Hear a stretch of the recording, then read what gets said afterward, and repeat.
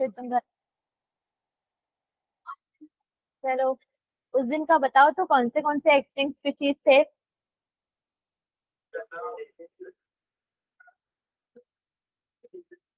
Tiger का 3 species वो अलग था, पहले कौन सा था। वो बाद में। हाँ और स्टेलर सी काऊ था। तुम लोग को लास्ट में लिखने बोली थी, नहीं लिखा, ये प्रथा क्या कर रही है।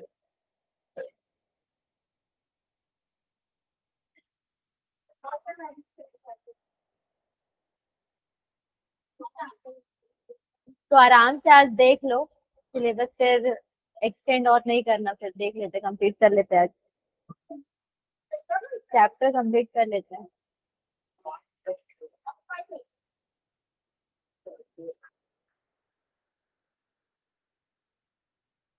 परसों आना है, आना है।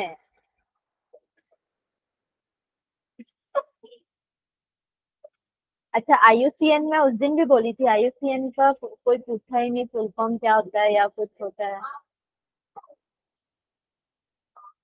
नहीं बताई थी मैं। बढ़िया है।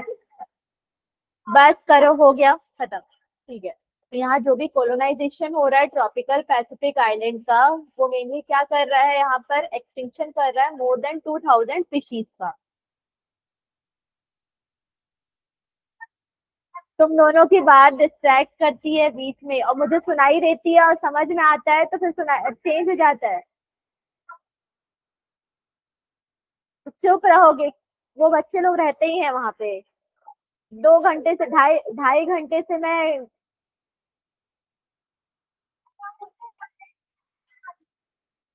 तुम लोग बात क्यों करते हो।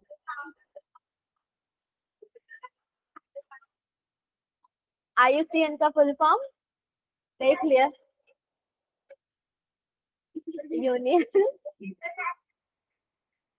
Conservation and nature. इसमें बताया गया एक्सटिंक्शन ऑफ 784 जितने भी स्पीशीज हैं, किसमें लास्ट 500 ईयर में, और 359 इनवर्टिब्रेट, 338 वर्टिब्रेट्स और 87 प्लांट्स थे इंक्लूडिंग इसका। तो एक्सटिंक्ट में कौन सा था, Steller's sea cow Russia, dodo Mauritius, thylacine Australia, quagga Africa का, ये चारों था।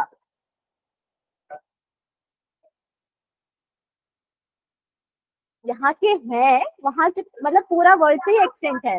हाँ, फर्स्ट नहीं, वहीं पर ही उनका हैबिटेट रहा है। 3 सब स्पीशीज टाइगर के कौन से थे, बाली, जवान और कैस्पियन जो था वो था।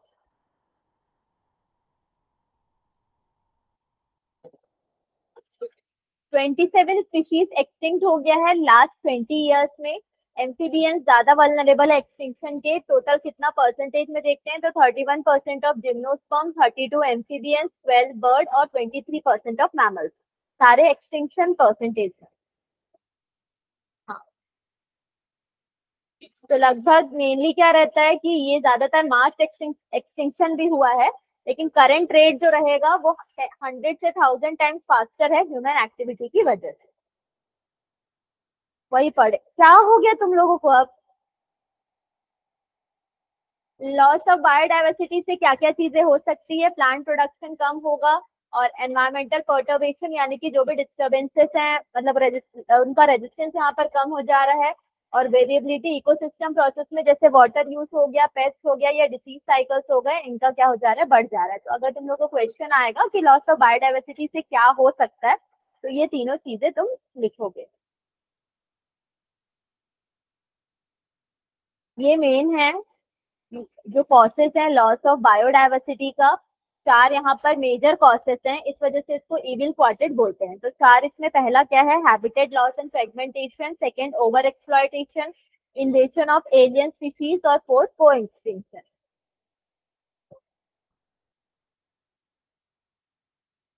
हाँ मतलब एक की वजह से दूसरा भी गायब हो जाएगा, वो रहेगा। बस हैबिटेट लॉस और फ्रेगमेंटेशन में इसको ब्रीफ में लिखने आता है चारों अच्छे से, तो वही देख लेना। बस करो ना प्लीज, रुद्र, उसको बताना बंद करो अभी। ठीक है, मोस्ट इम्पोर्टेंट यहाँ पर देख रहे हैं, सबसे प्राइमरी कॉज क्या है, हैबिटेट लॉस या फ्रेगमेंटेशन हो गया। इसको शॉर्ट में तुम लोग ये बोल सकते हो कि डिवाइड हो जाएगा अगर छोटे छोटे जगहों में, ठीक है, मतलब फ्रेगमेंटेशन का बता रही हूँ। हैबिटेट लॉस तो ये रहेगा कि उस जगह को हम काट देंगे, जैसे डिफोरेस्टेशन हो गया, ग्रासलैंड उगा दिए, उसके बाद जैसे यहाँ का लंग्स ऑफ प्लैनेट जो है उसमें क्या कर रहे हैं, जैसे सोयाबीन का फार्मिंग कर रहे हैं, या फिर हम क्या कर रहे हैं, ग्रासलैंड में कन्वर्ट कर दे रहे हैं, तो उससे क्या हो जा रहा है, ट्रीज जो है वो कट हो जा रही है।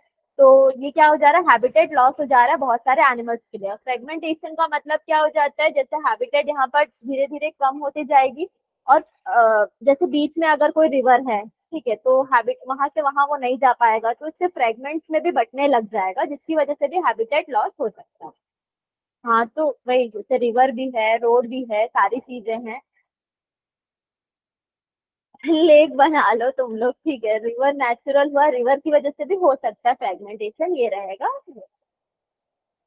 अब जैसे लार्ज हैबिटेट अगर कोई फ्रेगमेंट हो जाती है, तो एनिमल्स जिसमें लार्ज टेरिटरीज रहेंगे, और माइग्रेटरी कुछ सर्टेन माइग्रेटरी हैबिट्स भी रहेगा, तो वो भी एडवर्सली अफेक्टेड रहेंगे। तुम उसके पास जाओगी तो बात करोगी, ये सोच रही हो क्या? तुम दूर क्यों नहीं बैठ जाती थोड़ा?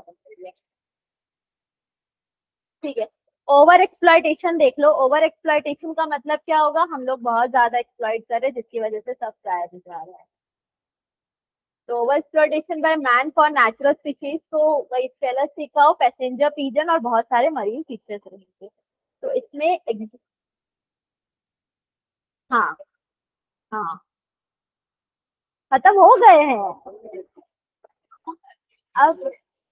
अब अब तुम लोग का एक एक करके, नहीं इन बस कर, इन्वेजन ऑफ एलियन स्पीशीज में एक एक करके एग्जांपल्स बहुत सारे हैं, तो इसका एग्जांपल्स देख लेना कि एलियन स्पीशीज जो है वो इन्वेसिव हो जाता है, यानी कि कॉम्पीट करता है किसके साथ, नेटिव स्पीशीज के साथ जो पहले से है।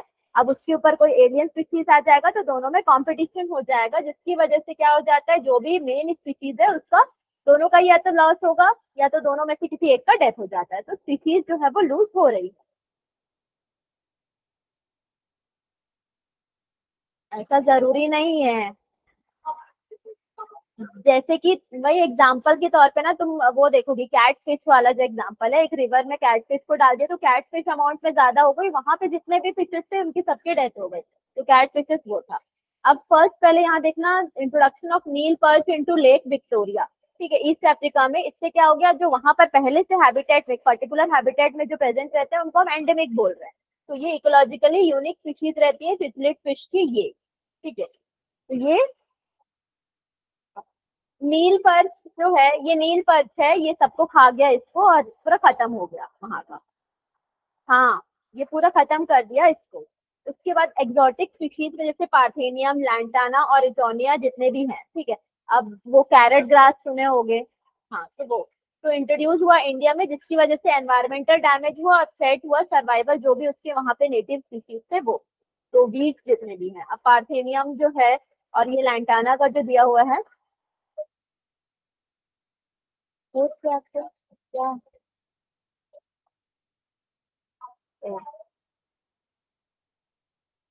फोर्थ में तो नहीं था, ठीक है। ये मेनली क्या किया मैं, किसी भी चैप्टर में होगा, तुम लोग जाके खोजना अभी किस चैप्टर में था, 11th में भी 12th में भी किस चैप्टर में था। बस करो अब। लाइफ स्टॉक मतलब, लाइफ स्टॉक मतलब लाइफ स्टॉक मतलब लाइफ स्टॉक मतलब हाँ, कैटल वगैरह जो भी है, वो सारे क्या होंगे, इसके ऊपर फीड नहीं कर पाएंगे, नहीं तो उनको क्या हो जाएगा, एलर्जी और फीवर हो जाएगा। ये एक इन्वेसिव ब्रीड है जो किसके साथ कॉम्पीट करती है, ग्रास के साथ और दूसरे ब्रीड के भी साथ। अब लैंटान, हाँ ये है। ऑर्नामेंट बनाओ उससे। लैंटाना जो था वो भी इंडिया में ब्रिटिश ने लाया था ऑर्नामेंटल प्लांट के फॉर्म में इसको, लेकिन ये भी टॉक्सिक था लाइफ स्टॉक के लिए। हाँ, यही लैंटाना है, तुम लोग को आज पता चला ना, ठीक है। इकोनिया का देख लेना, कैटल्स वगैरह जो फीड कर रहे हैं लिविंग थिंग्स के ऊपर, मतलब लिविंग थिंग जो फीड कर रहे हैं वो। क्या हुआ? हाँ, ये एक एक्वेटिक फ्री फ्लोटिंग प्लांट है, इसके ब्यूटीफुल फ्लावर्स रहते हैं, इसलिए वो उसको डाला गया था उसमें, लेकिन वो पूरा वाटर सरफेस को कवर कर लेती है, ऑक्सीजन पूरा ले लेती है, जिसकी वजह से वहां पे जितने भी और ऑर्गेनिजम्स हैं उनकी डेथ हो जाती है, वो रहेगा, सप्रेस कर देता है ग्रोथ। अब नेक्स्ट अफ्रीकन कैटफिश का भी, ये दोनों गैरीपेनस और बैकस्ट्रेचस जो है दोनों का ये रहेगा, ये एक्वाकल्चर पर्पज के लिए यूज करते थे, मतलब खाने वाने के लिए जितना भी सब चीज रहेगा इसको यूज कर रहे थे, लेकिन ये मेनली बहुत ज्यादा थ्रेट कॉज कर रहे ये रहेगा, तो जो इंडिजिनस था उसके लिए भी। तो इसको डाले वहां पर ग्रो करवाने के लिए उसको, लेकिन उसने क्या किया, बहुत ज्यादा वो हो गया, दूसरा स्पीसीज कमजोर था, इसकी वजह से उसके ऊपर वो भारी पड़ गया धरती, तो इसलिए इसको हम वॉकिंग फिश भी बोलते हैं, एयर ब्रीथिंग कैटफिश बोलते हैं इसको। क्या?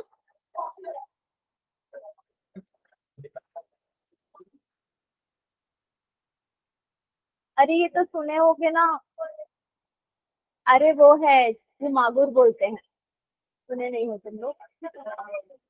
कैटफिश। हाँ लेकिन वो दूसरा वाला है, ये दूसरा स्पीसीज है, तो स्पीसीज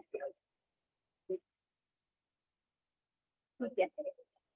अब को एक्सटिंक्शन, हाँ हो गया, को एक्सटिंक्शन देख लो, यहाँ पर होस्ट स्पीशीज एक्सटिंक्ट हो जाएगी, प्लांट और एनिमल स्पीशीज जो भी उसके साथ एसोसिएटेड है वो भी क्या हो जाएगा, एक्सटिंक्ट हो जाएगा। तो एग्जांपल देख लेना, अगर कुछ स्पीशीज, अगर एक्सटिंक्ट फिश जो है एक्सटिंक्ट हो रही है, तो जितने भी पैरासाइट्स उसके रहेंगे वो भी क्या हो जाएंगे, एक्सटिंक्ट होंगे।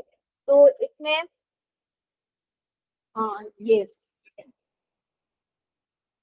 पैसेंजर पिजन के ऊपर जो लाइस रहता था वो भी क्या हो गया, पैसेंजर पिजन भी चला गया, तो उसके ऊपर जो लाइस मिलता था वो भी चला गया। हाँ वही तो पढ़ रहे हैं क्या, लाइस, कीड़े छोटे छोटे, ठीक है। अब नेक्स्ट, और यहाँ पर भी इसका भी जो ब्लैक फुटेड पैरेट है ना, ये इसमें भी क्या था कि लाउस का जो, ये दूसरा है, इसका ब्लैक फुट रहेगा, सबका ब्लैक फुट नहीं रहता, इसका ब्लैक फुटेड पैरेट अलग है, हाँ। तो वो है, इसका ब्लैक फुटेड, नहीं ये नहीं है, ब्लैक फुटेड पैरेट, पैरेट बोली ना, नॉर्मल, नॉर्मल इसका फेरेट में ही है, क्योंकि एक्सटेंशन हो गया इसका, तो ब्लैक फुट है इसका। इसको शॉर्ट में पहले देख लो पहले। कंजर्वेशन ऑफ बायोडाइवर्सिटी में पहला रीजन क्या है, एक है नैरो यूटिलिटेरियन रीजन, और दूसरा है ब्रॉडली यूटिलिटेरियन रीजन, और एक है एथिकल रीजन, ये तीनों रीजन है इसके। इसके बाद अप्रोचेस क्या क्या हैं, हम इन सीटू करते हैं और एक्स सीटू कंजर्वेशन करते हैं, ये दोनों अप्रोचेस हैं बायोडाइवर्सिटी को बचाने के लिए इसको, ठीक है। फिर कन्वेंशन अलग अलग है, तो सबसे पहला हम लोग रीजन में नैरो यूटिलिटेरियन का देखेंगे। उसमें क्या रहेगा, ह्यूमन बींग जो है वो बहुत सारे इकोनॉमिक बेनिफिट्स के लिए क्या कर रही है, ट्रीज वगैरह को कट कर रही है और मेडिसिनल प्रोडक्ट्स भी बना रही है। तो जितने भी 25% ऑफ ड्रग्स है वो किससे हैं, प्लांट से, और अबाउट 25,000 स्पीशीज प्लांट्स को यूज किया जाता है मेडिसिन बनाने के लिए। तो ये पूरा क्या रहेगा, नैरो यूटिलिटेरियन का रहेगा। इसको समझना क्या दिया है, इकोनॉमिक बेनिफिट फॉर ह्यूमन, तो वो पहला रीजन क्या है, उसको कंजर्व करने का, ये जरूरत है हमारी के लिए। अब नेक्स्ट बायोडाइवर्सिटी का ब्रॉडली में ये रहेगा, ये वेरियस इकोसिस्टम सर्विसेज दे रहा है, इसको हम प्राइस टैग नहीं दे सकते, या फिर हम मतलब ये बोल सकते हैं कि वेलबिंग ऑफ प्लानिट के लिए, फ्यूचर जनरेशन के लिए इंपॉर्टेंट है। जैसे ऑक्सीजन का प्रोडक्शन के लिए, पॉलिनेशन ऑफ फ्लावर्स के लिए, फ्रूट या सीड प्रोड्यूस नहीं हो रहे हैं, या फिर एस्थेटिक प्लेजर जैसे कि bird watching, watching spring flower, इन सब चीजों के लिए भी जरूरी होता है, तो ये एक रहेगा पॉइंट। उसके बाद एथिकल रीजन, कुछ स्पीशीज जो है उनकी वैल्यू होती है, अगर उनका कोई इकोनॉमिक वैल्यू नहीं है तो भी, जैसे कि मॉरल ड्यूटी होती है कि हम उनका ध्यान रखें, ये रहेगा बस। इसका तो पहला वही याद रखना, इसमें इकोनॉमिक बेनिफिट्स रहेगा ह्यूमंस का, सेकंड वाले में क्या रहेगा, कार्बन डाइऑक्साइड और ऑक्सीजन का बैलेंस रहेगा, वाटर साइकिल, पॉलिनेशन, और क्या रहेगा, फ्लड्स और सॉइल इरोजन का प्रिवेंशन। एथिकल रीजन में मॉरल रिस्पॉन्सिबिलिटी है, हम फ्यूचर जनरेशन के लिए एनवायरमेंट को ठीक से रखें और हर एक ऑर्गेनिज्म को जीने का हक है। कौन नहीं मानता, तुमको जीने का, तुमको जीने का हक नहीं है। इसके बाद इसके बाद नेक्स्ट देखना इन सीटू कंजर्वेशन और एक्स सीटू कंजर्वेशन। कंजर्व करना क्यों है, तो ये मतलब होता है ऑन साइट कंजर्वेशन। तो यहाँ पर प्रोटेक्ट करते हैं उसको उसके नेचुरल हैबिटेट में। पहला उसको क्या करेंगे, प्रोटेक्ट करेंगे या क्लीन अप करेंगे उसका हैबिटेट को और उसको वहीं पर रखेंगे। फिर और दूसरे मतलब प्रेडेटर्स से उनको बचाकर उनको रखा जाएगा, तो वो इन सीटू कंजर्वेशन में आता है। तो प्रोटेक्टेड एरिया देखते हैं वाइल्ड लाइफ का, तो 3 जोन है हमारे पास। एक होता है कोर जोन, एक बफर जोन और एक क्या रहेगा, मैनिपुलेटिव जोन रहेगा।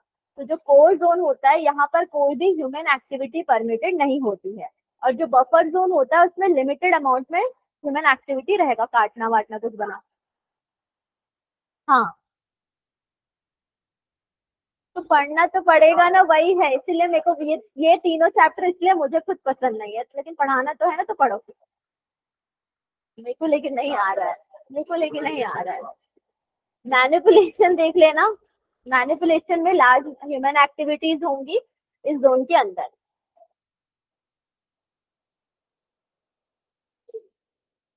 जानवर का क्या लेना देना यहाँ से, इंसान नहीं कर सकता वहां पर जाके।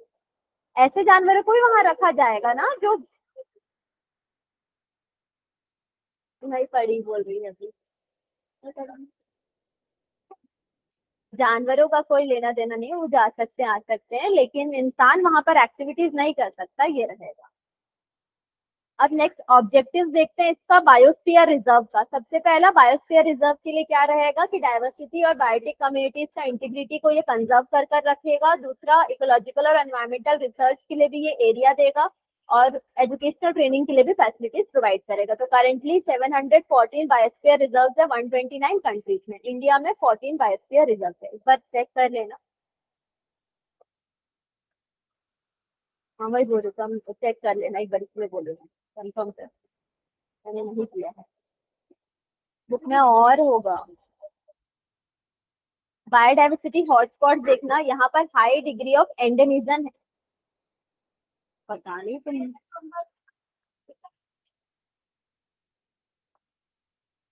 एलिमिनेट जीके में अगर नहीं, अगर एक ऑब्जेक्टिव क्वेश्चन तुम्हारा जीके के हिसाब से आ गया तो फिर प्रॉब्लम हो जाएगा। तो एनसीईआरटी में जो रहेगा वो सही रहेगा तुम्हारा, अगर कर रहे हो।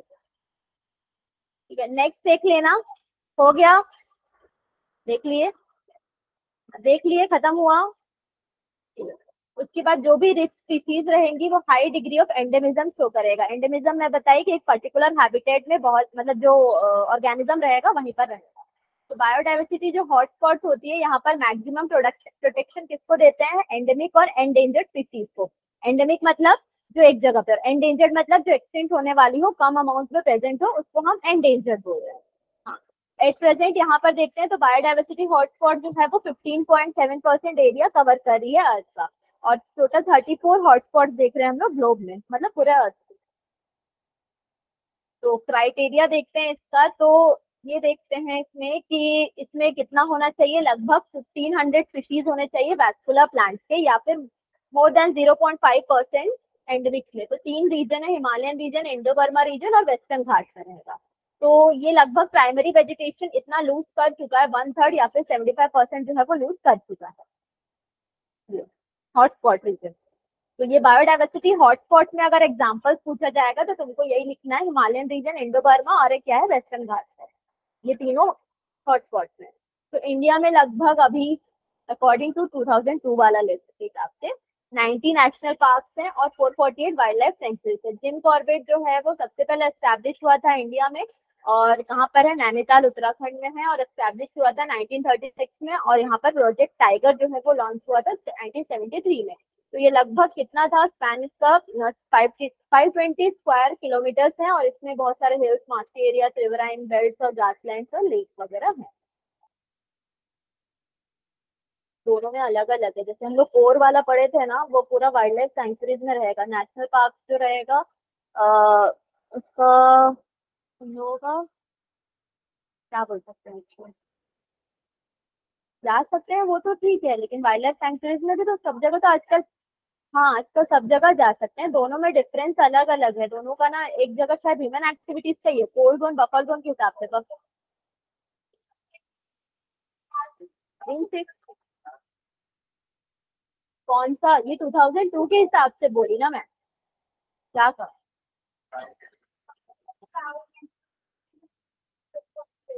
बुक में दिया है, बुक में अगर जो दिया है रिसेंट वाले में वही कम वही रहेगा। हाँ ठीक है, तो वही रहेगा, उससे कुछ नहीं रहेगा। सबका कहाँ कहाँ पर है बताना है इसको। हाँ ठीक है लेकिन,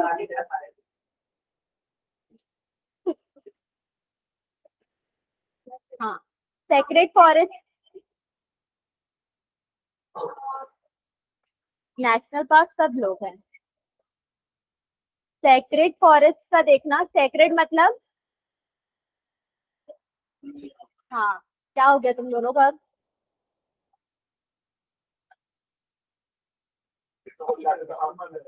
कुछ भी चल रहा है, हो गया। अब ये सारे कौन कौन प्रोटेक्ट करता है, जितने भी रिलीजियस एंटिटी या ट्राइबल कम्युनिटीज की, मतलब ट्राइबल कम्युनिटीज उसको प्रोटेक्ट कर कर रखती है। तो सैक्रेड ग्रुप में एग्जांपल में खासी और जयंतिया हिल्स है मेघालय में, western Ghat region of Karnataka और महाराष्ट्र है, अरावली हिल्स ऑफ राजस्थान, सरगुजा, चंदा और बक्सर एरिया ऑफ मध्य प्रदेश। अभी तो छत्तीसगढ़ है, पहले का मध्य प्रदेश वाला वो बता रहा है, तो बहुत सारा अलग है। 2000 के पहले का बोलोगे, सेक्रेड ग्रुप गुफा वगैरह। हम्म। अब आते हैं एक्स2 कंजर्वेशन पे। हो गया। एक्स2 कंजर्वेशन में क्या क्या चीजें, बॉटनिकल गार्डन, जूलॉजिकल पार्क और आर्बोरियम, आर्बोरेटम, हाँ ठीक है। ये कन्वेंशनल मेथड्स हैं। सबसे पहला तुम्हारा क्रायो प्रिजर्वेशन देखते हैं। तो क्रायो प्रिजर्वेशन का जो मेथड होता है, इसमें हम लाइव सेल्स, टिश्यूज या बायोलॉजिकल सैंपल्स रखते हैं अल्ट्रा लो टेम्परेचर्स में। गैमेट्स वगैरह भी रखते हैं, अभी एग और स्पर्म को जो रखा जाता है, फ्रीज किया जाता है, तो वो सब क्रायो प्रिजर्वेशन टेक्निक रहेगा। IVF is another thing of cryo, मतलब प्रिजर्व करना अलग बात। हाँ उसी प्रोसेस के लिए लैब में जो, हाँ उसका एक्सचेंज हो जाए। अरे इंसान का, वही इंसान का एक्सटिंक्ट हो जाएगा, इसीलिए तो बोल रहे हैं बात। नहीं होगा ना। ठीक है छोड़ो। प्लांट जो है, प्लांट्स का प्रोपोगेशन हो रहा है किससे, टिश्यू कल्चर मेथड से, उसको हम माइक्रो प्रोपोगेशन भी बोलते हैं। टिश्यू कल्चर क्या होता है?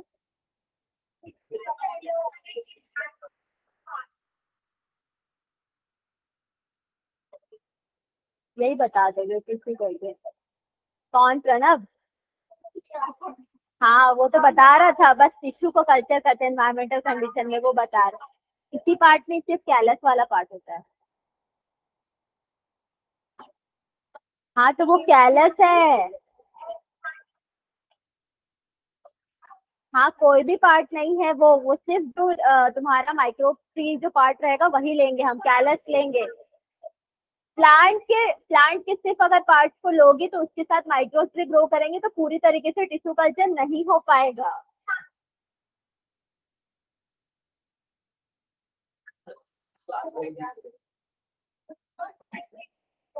हाँ ठीक है। अब सीड बैंक भी रहेगा इसके अंदर ही, एक्स2 के अंदर। तो इंडिया में टुडे 122, टुडे नहीं मतलब 122 बॉटनिकल गार्डन और 275 फ्रूट्स। अब इन सीटू और एक्स2 का डिफरेंस यहाँ पर, इन सीटू मतलब क्या रहेगा, एंडेंजर्ड स्पीसीज जो है वो रख रहे हैं। ठीक है, इसमें आया था, अभी आया है। और ये रिकवर करता है पॉपुलेशन को जो भी सराउंडिंग में रहेगा, नेशनल पार्क, बायोस्फीयर रिजर्व और क्या रहेगा, वाइल्ड लाइफ सेंचुरी सब है। एक्स2 में क्या रहेगा, इसमें जो प्रोटेक्ट कर रहे हैं उनको अनसेफ या थ्रेटनिंग जगह से हटा के उसको कर रहे हैं। जैसे उसको कहाँ रखेंगे, हम जू वगैरह में रखते हैं, बॉटनिकल गार्डन में जो अनसेफ जगह से लाके उसको दूसरी जगह में रखते हैं। तो ये अलग रहेगा इसका। नहीं, बचा हुआ है क्या, कैसे बोल रहे हो? क्या था, मेरे को तो याद नहीं है। अच्छा आज समिट आएगा। हाँ, और नेटिव स्पीशीज जो रहेगा, पर्टिकुलर ज्योग्राफिकल एंडेम एंडेमिज्म का मतलब देख लेना कि अगर कोई नेटिव स्पीशीज जो है पर्टिकुलर ज्योग्राफिकल एरिया में, उसको हम एंडेमिज्म बोल रहे हैं। अब नेक्स्ट, एंडेमिक स्पीशीज जो है वो नेचुरली, कन्वेंशन बचा हुआ था ना, कन्वेंशन में पहला कौन सा है, अर्थ समिट है। तो अर्थ में क्या रहेगा, historic convention on biological diversity, जो कि कहाँ पर, और कब 1992 में रहेगा। तो ये मेनली ये सारे नेशंस को लेके ये अप्रोप्रिएट मेथड्स ये थे किस किस चीज के लिए, कंजर्वेशन ऑफ बायोडाइवर्सिटी के लिए और सस्टेनेबल यूटिलाइजेशन के लिए, जो भी बायोडाइवर्सिटी से हो रहा है। अब world summit on sustainable development था 2002 में जोहान्सबर्ग साउथ अफ्रीका में। तो 190 कंट्रीज ने साइन किया था कमिटमेंट कि वो सिग्निफिकेंट रिडक्शन करेंगे करंट रेट ऑफ बायोडाइवर्सिटी का, मतलब बायोडाइवर्सिटी लॉस का ग्लोबल और रीजन और local, local region global region में करेंगे बाय 2010। ये थे क्या? ये है क्या? नहीं किए हो? दो दो समिट कौन सा समिट है? अच्छा वो कहाँ पर था? नाम और इसका? कॉपी निकालो।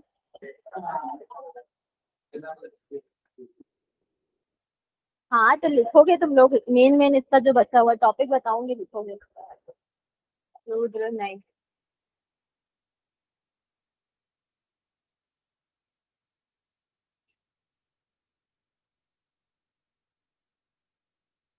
ये लास्ट के चैप्टर इसमें देख लेना, पहले सबसे पहले बायोडाइवर्सिटी और उसकी हाँ नहीं बनाना है, मैं बस बोल रही हूँ, सुनो। सुनो मैं बता रही हूँ क्या क्या चीजें थी, हम लोग क्या क्या पढ़े इसका। लास्ट जो पढ़े मैं इंपॉर्टेंट बोली थी वो क्या था?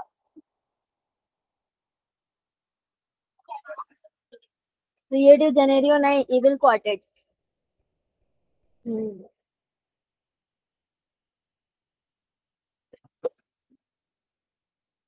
कहाँ इसका लिखे थे, कहाँ तक तुम लोग? इसका कहाँ तक लिखे थे?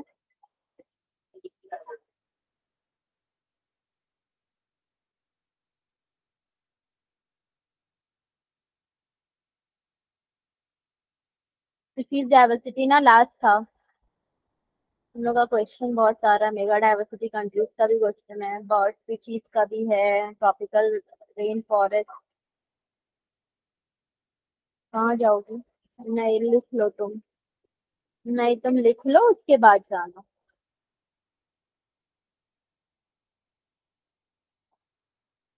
वहां से लिख लो, लॉस ऑफ बायोडाइवर्सिटी से लिख लो।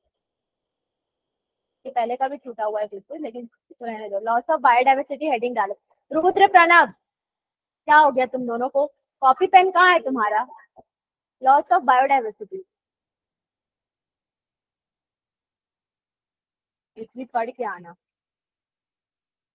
अब अगर नेक्स्ट कौन सा रिविजन कौन सा करना है? ह्यूमन हेल्थ एंड डिसीज हो गया। हो गया। मुझे क्या, पहला या तो चौथा मतलब फ्लावरिंग प्लांट्स का टेस्ट में। मैं टेस्ट का आज डाल दूंगी यूनिट वाइज। तुम्हारा हो गया पेपर? कब है? शुरू हो रहा है, बायो कब है? लॉस ऑफ बायोडाइवर्सिटी लिख लिए ना? बताओ तुम लोग, फर्स्ट सेकंड चैप्टर करवाऊं फिर अभी? बायोटेक तो अभी अभी हुआ है यार। वो तो तुम आई नहीं। मॉलिक्यूलर बेसिस संडे को, प्रिंसिपल ऑफ इनहेरिटेंस, तो फिर उसको डिटेल में करवा दूं।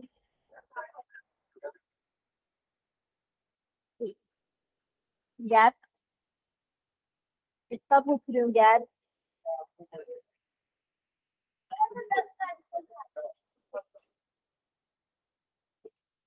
ठीक है।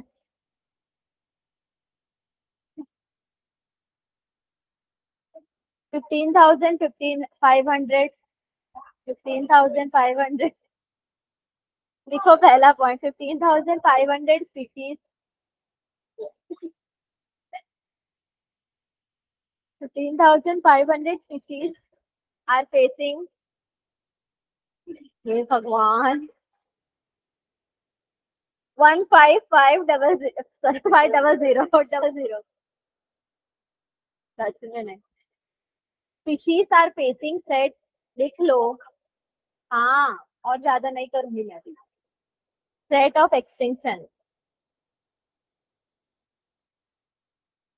एक्सटिंक्शन, उसमें नेक्स्ट हेडिंग लिखना इम्पैक्ट ऑफ एक्सटिंक्शन, उसी के अंदर ही है, लॉस ऑफ बायोडाइवर्सिटी के अंदर है।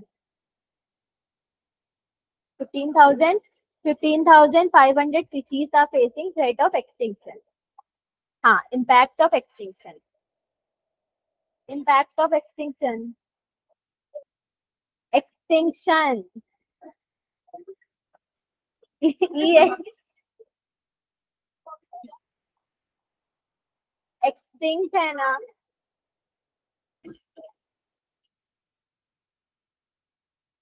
extinction है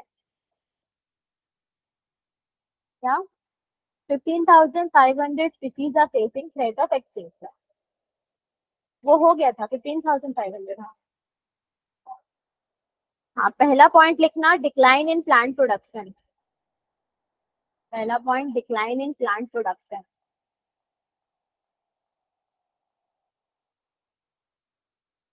तो फाइनल वही रहा ना, प्रिंसिपल ऑफ इनहेरिटेंस का करवा दूं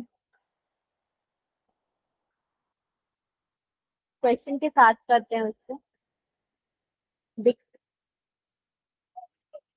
पहला वाला, हाँ, उसके बाद क्या, ठीक है, डिक्लाइन इन प्लांट प्रोडक्शन हो गया। सेकंड लिख लेना lowered resistant to, lowered resistance to environmental disturbance, environmental disturbance,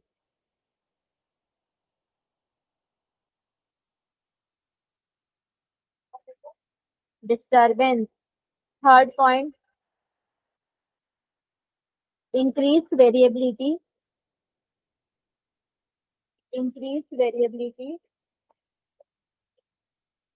decrease stability of ecosystem,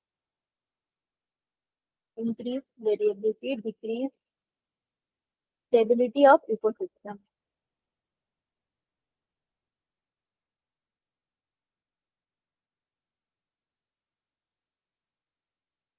example में, एग्जाम्पल लिख लो एक्सटिंक्ट स्पीशीज का, एग्जाम्पल क्या क्या था?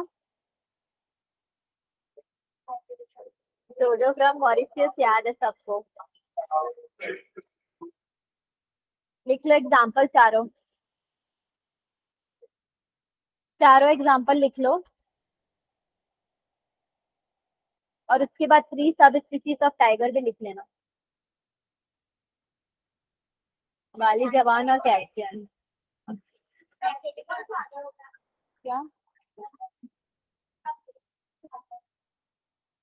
देखते आना, तूने तो बोल दिया आपको देख कर आना, मिलेगा तुम।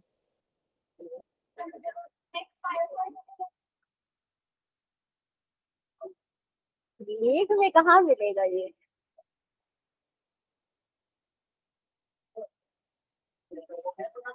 नदी में डाइविंग करेगी वो।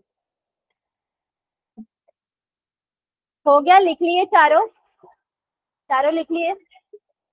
ये दोनों बात कर रहे हैं भाई, क्या बात हो रहा है बताओ तो मेरे को भी।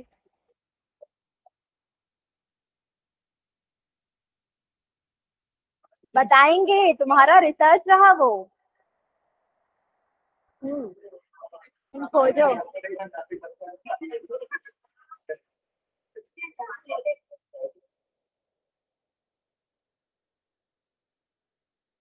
नहीं दिख रहा है, नहीं दिखेगा कहीं पे भी।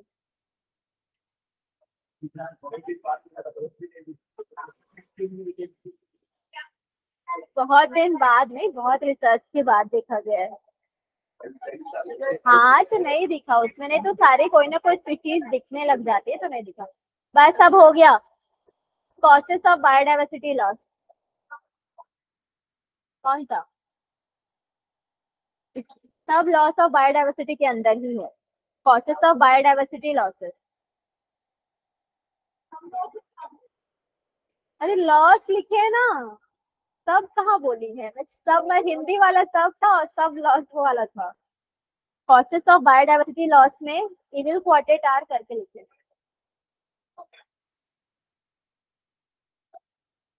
इविल, हाँ, evil quartet are first second third fourth, इसको देखने लेते हैं। काला जादू, यहाँ कौन सा काला जादू? हाँ यही चारों तो है इविल क्वार्टेट। ये भगवान, इविल क्वार्टेट लिखो।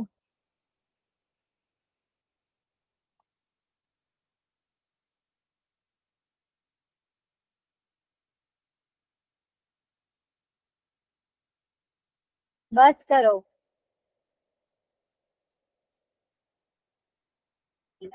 वो राइटिंग बोला जाता है वैसे करने के लिए।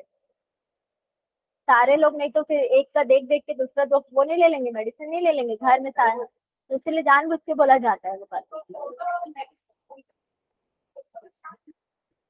तो मेडिसिन खरीदने के बाद ना पहले डॉक्टर से देखेंगे तो डायरेक्ट हो जाएगा वो। पहले कोई बहुत सारा स्टेप्स में कटा हुआ रहता है, आधा आधा रहता है।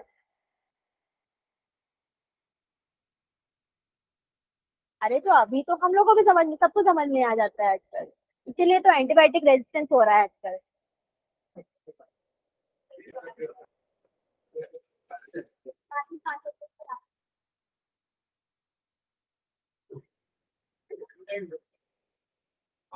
चारों हो गया, चारों हो गया, मेरे को चारों लिखवाना है, जल्दी करो जल्दी करो। हैबिटेट लॉस एंड फ्रेगमेंटेशन के अंदर लिखना।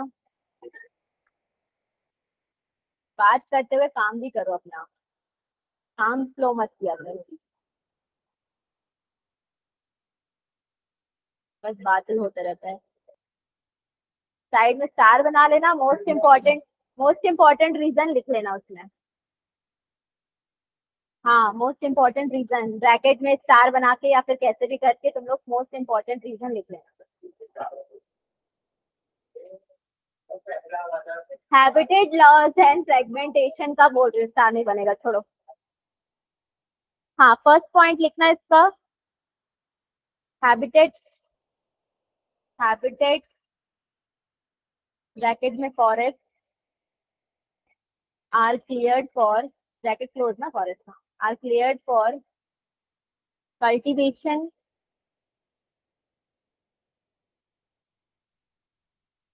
और another purpose, or another purpose is known as habitat loss, is known as habitat loss। तुम लोग को डिफाइन हैबिटेट लॉस आएगा ना, देखती हो तुम लोग कितना अच्छे से लिखते हो। एग्जाम्पल में लिख लेना, Amazon, Amazon rain forest, Amazon rain forest bracket में लंग्स ऑफ द प्लैनेट।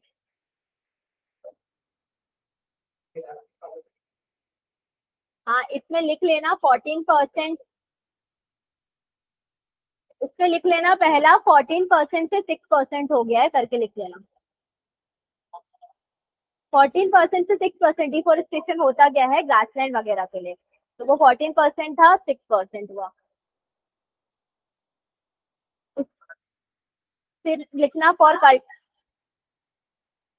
ये टोटल ऑफ 40% था, इसको कन्वर्ट किया गया, तो चुपचाप रहो, तुम मुंह बंद रखोगी और लिख लोगी तो इतना टाइम यूटिलाइज हो जाएगा। सेकेंड में ये है cultivation of soybean, cultivation of soybean, फिर conservation of, conversion of grassland, वो तीनों में है। कल्टीवेशन अलग है और कन्वर्जन इनटू ग्रासलैंड अलग है। हाँ बीफ कैटल वाला दिया है, battle feed, conversion of into grassland भी लिखना है।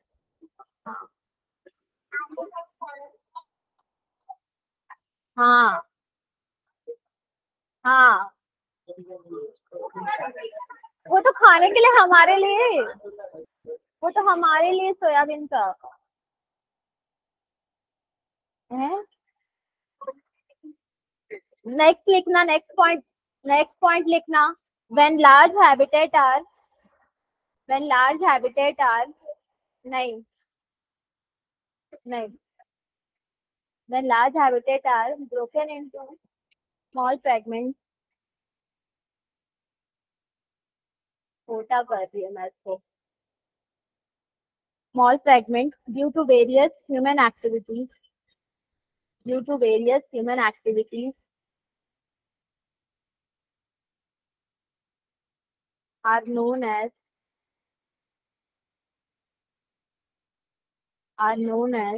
habitat fragmentation. Habitat fragmentation.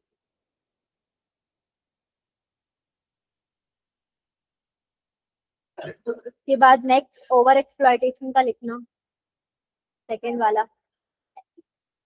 हाँ, ओवर एक्सप्लॉयटेशन। देखूंगी अपने वर्ड में लिख कर लेके आना, सिर्फ एक वर्ड नहीं होना चाहिए। ओवर एक्सप्लॉयटेशन लिखना, when human uses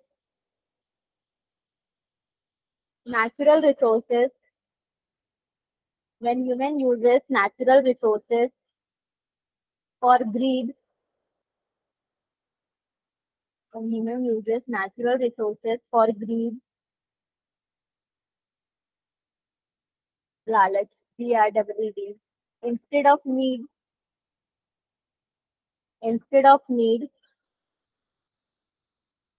it leads to over exploitation of natural resources. It leads to over exploitation of natural resources. Example में लिख लेना, वही पैसेंजर पिजन वाला एक एक्स्ट्रा में marine fishes, many marine fishes, natural resources. नहीं, वो पैसेंजर ही होगा। जरूरी थोड़ी है कि सिर्फ मैसेज लेकर ही जाए वो, इंसान नहीं।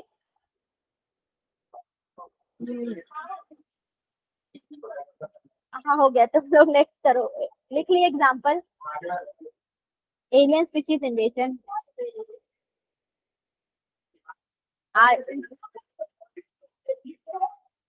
रुद्र, हो गया। एलियन स्पीशीज इन्वेजन, अरे हो गया। मैनी मरीन फिशेज,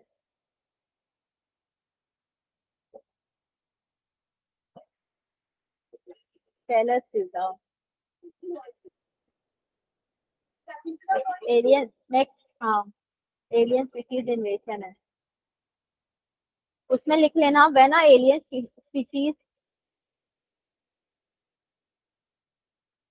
भी वही लिखेगा आंसर में, वही लिखेगा, कम टू अर्थ लिखेगा। नहीं नहीं नहीं नहीं, एग्जैक्ट। मैं आंसर तुम लोग का बनाऊ, आंसर तुम लोग ऐसे लिखोगे, when they come into the lake, या फिर ऐसे ही लिखोगे तुम लोग, कुछ अलग नहीं लिखोगे उसमें। क्या लिखोगे तुम मेरे को बताओ उसको। हाँ, ये यही तुम लोग का इतना ही है। एलियन स्पीशीज, हाँ, वर्ड, हाँ, एलियन स्पीशीज आर इंट्रोड्यूस्ड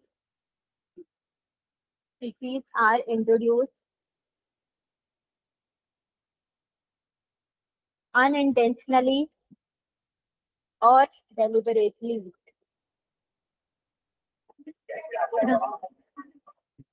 क्या? हाँ, मछली मछली जरूरी थोड़ी है, वीडिसाइड वीड्स उग सकते हैं ना, वीड्स के अगर पॉलिनेशन हो गया तो अपने आप आएगा ना।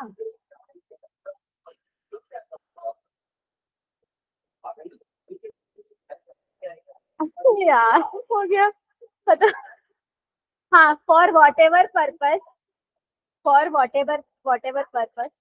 unintentionally या deliberately, for whatever purpose for whatever purpose, some of them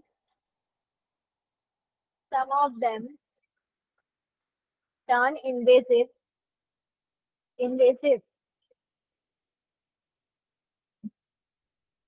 and cause decline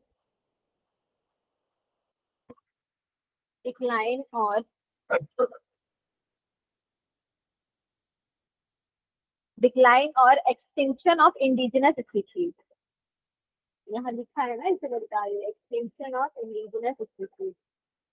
हो गया ना इसका एग्जाम्पल। थोड़ा सा लिख लो एग्जाम्पल फिर चले जाना। हाँ, नील पर्च लिख लेना, इंट्रोड्यूस इनटू लेक विक्टोरिया।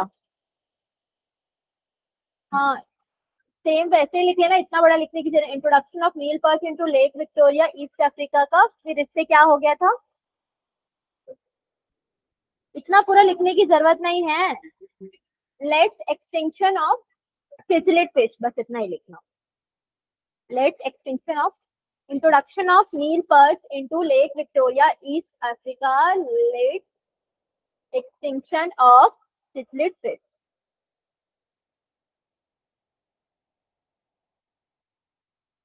सिचलेट या सिचलेट जो भी, सिचलेट फिश ब्रैकेट में लिख लेना, बाय ओवर फीडिंग। फीडिंग, हाँ, एग्जाम्पल लिख लो, नाम लिख लो ना, बस वीड्स का नाम लिख लो तीनों का। हाँ, वीड्स का तीनों का नाम लिखो, पार्थेनियम, लैंटाना और इकोनिया।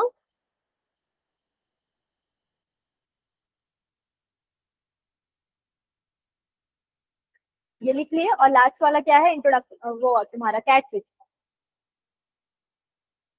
हाँ, एंड एक साथ लिख लेना ना वीड्स के साथ ही। कैसे, कैटफिश का लिखे, इसका नाम याद से लिख लेना, यही था, क्लैरियस गैरीपाइनस जो था वही था। नहीं माने, वो लिख दे इसमें, ये पेंसिल से लिख रही है।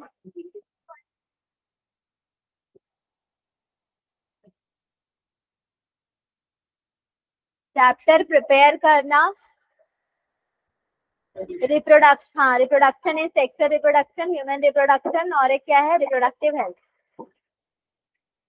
प्रिंसिपल कहाँ से, तीन, हाँ, यूनिट वाइज में बोली थी पहले से। हाँ, रिवीजन का प्रिंसिपल ऑफ इनहेरिटेंस। क्या, राइट कराओ।